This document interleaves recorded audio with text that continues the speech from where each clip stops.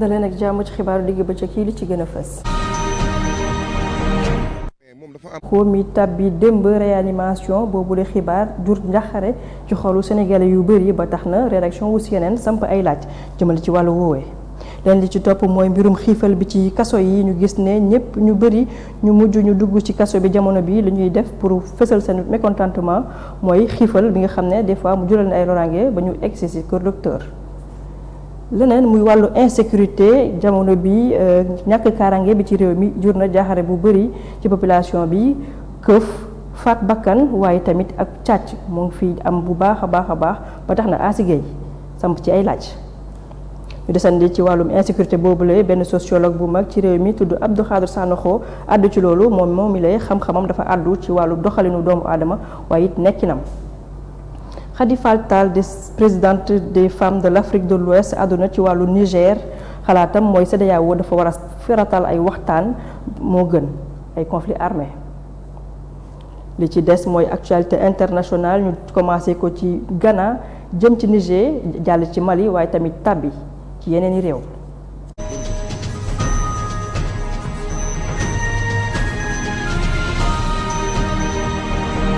mbokk yi bismillah benn waxtu tegle naag fanweeri simili ñu tàmbale suñu xibaar. doore ko mbirum Ousmane Sonko mi nga xam ne tàbbi na démb ci réanimation boobee situation it jur jaxare ci xolu population yi ba tax na rédaction wu CNN dem samp ay laaj jëmale ko ci askan wi. am na ay médecin am tey amaan tey bu ñëwoon tey da koy jël en charge wala da koy jël pour xool ko examiner ko kon tey nii amaan du ko bañ. mais lu nekk rek dafa jar tamit ñu gëstu ko ba pare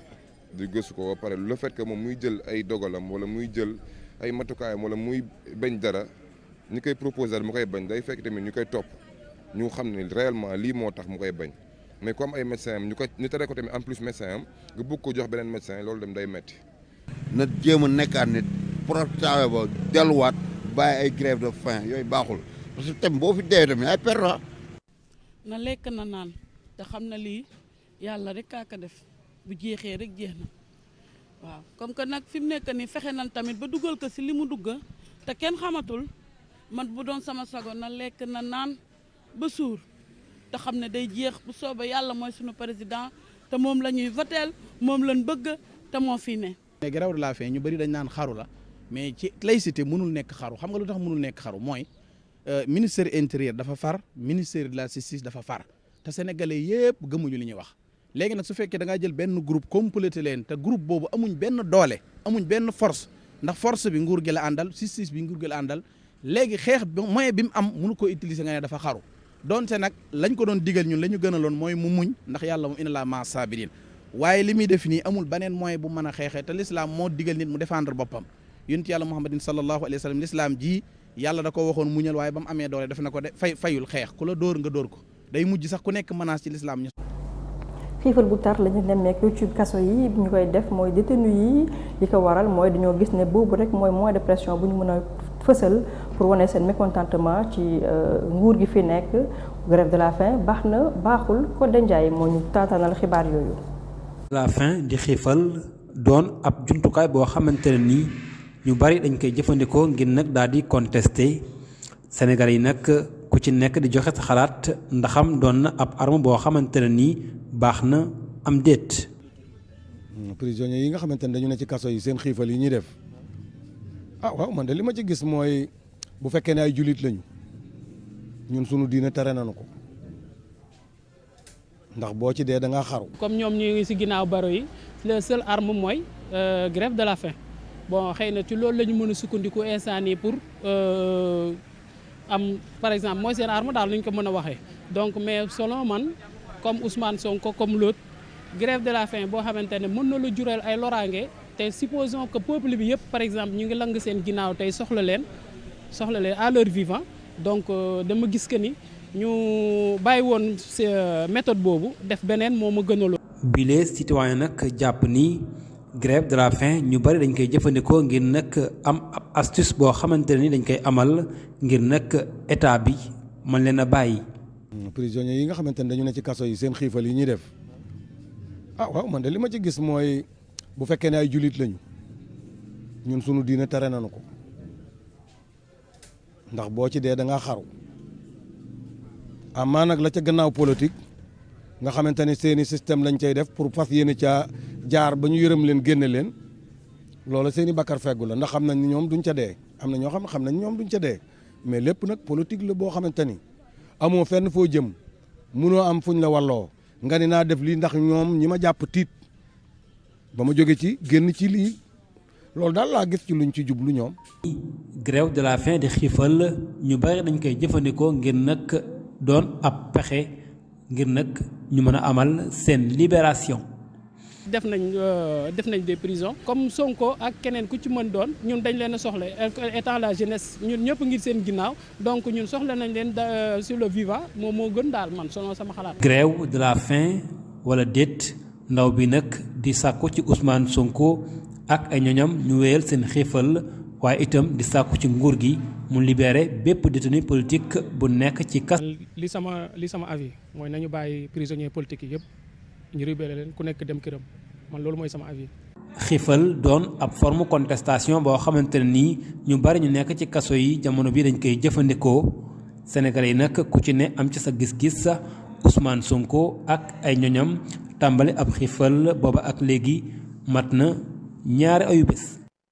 ñàkk kaaraange mi ngi wéy di gën a fës ci réew mi bi nga xam ne boobu la situation Sénégal miinuñu ko woon loolu bu dul rey di sàcc wala siif wala muusante moo am ci réew mi jamono jile ba tax na Asi Gueye di ndaw suñu kër gi moo dem taataan ay xibaar ci loolu le ñu déglu ko ñëwaat ci plateau bi. gis ngeen ne jamono ji même boo génnee sa biir kër sax yaa ngi xalaat ndax dinaa dellu siwaat si jàmm ak salaam même boo tëddee ba sa biir kër ndax am na crime yoo xamante ne ba sa biir kër lañ lay fekk même boo tëddee sa biir kër doo mën a nelaw ba yandoor en te disant que est-ce que man dinaa yeewu si jàmm est-ce que du ma am ku ma dogaale est-ce que du ma am ku ma fekk ba sama biir kër donc dëkk bi dafa dem toll foo xamante ne doy na waar boo xamante ne état bi war na ko xoolaat bu baax a baax a baax. yar mën naa wax ne yar amatul léegi par rapport ak avant ni mu meloon bu njëkk baak léegi nii léegi yar amatul léegi ni ngay gisee indiscipline bi ni mu amee léegi par rapport ak avant amul woon léegi les gens ont tendance di jaay nit ñi ne dañoo am benn fugg bu ñuy wane loolu plus particulièrement léegi c'est récurrent. daal Sénégal daal insécurité baa ngi fi malfaiteur yaa ngi fi autorité ñu gën ñu jag c'est vrai sécurité baa ngi fi mais ñu gën ko renforcer gën. ci ñàkk kaaraange boobule li ñuy desandi ba tax na Abdou Khadre Sanokho di sociologue xam-xamam màcc lool ci wàllum nekkinu doomu aadama waaye doxalinu doomu aadama addu tamit ci mbirum insécurité bi xew dëgg-dëgg ci réew mi ñu déglu ko. Tué à Guédiawaye le jeune Fallou Ndiaye. Aujourd'hui, en tant que sociologue, comment vous analysez ces faits-là? De manière très simple, la société est en train de connaître un ensauvagement sans précédent. Et ça, visiblement, c'est aussi du fait que nous ne sommes plus une société stable. En contact avec les autres sociétés, nous avons été influencés, on a assez imité, on nous a contaminés. Et malheureusement, il y a les scénarios de films, les programmes, la télévision et Internet ont fini de donner des modèles de procédés aux uns et aux autres, de pouvoir passer par des canaux capables de leur permettre de régler leurs soucis. Auparavant, on pouvait ne pas avoir un enfant, mais on se disait c'était le destin. Ok, mais maintenant, très facilement, à travers les films, on te montre des scènes où on enlève, on kidnappe, on demande des rançons. Depuis belle lurette, c'est ce que nous avons commencé à... Mais bon, écoute, il ne faut pas s'émouvoir de ça. Une société qui bouge aussi, c'est une société qui change. Maintenant, peut-être, quels sont les mécanismes qu'on doit prendre pour endiguer tout ça? Pour s'interroger sur la santé mentale des uns et des autres. Chaque matin, on fait la ruée vers les hôpitaux, mais c'est juste pour se préoccuper de notre santé physique. Or, dans notre société, il y a un foisonnement pathologique de personnes déséquilibrées mentalement et qui sont au sein de la société et qu'on n'arrive pas à distinguer parce que les politiques publiques n'ont pas mis en place des possibilités de pouvoir suivre les uns et les autres et d'en faire une affaire tout à fait naturelle. Ce qui fait que, comme disait les Ivoiriens dans cette société-là, personne ne sait qui est qui et qui est capable de faire quoi. Et de ce point de vue-là, tout peut arriver. Et quel doit être le rôle de l'État? Premier élément, c'est de mettre en branle tout ce qui est de ses possibilités pour pouvoir un peu, comment ça s'appelle encore, prévenir sur les questions sécuritaires. J'ai l'habitude de le dire dans notre pays-là, surtout le soir ou la nuit, on ne voit pas de patrouille. Quand vous avez votre voiture privée ou individuelle, personne ne vous fouille. Or, c'est dans l'ordre normal des choses dans les pays à l'étranger. Vous vous promenez avec votre épouse, vos enfants, vous voyez deux factions qui vous interpellent, qui vous saluent, qui vous demandent vos pièces, voilà. Mais aujourd'hui,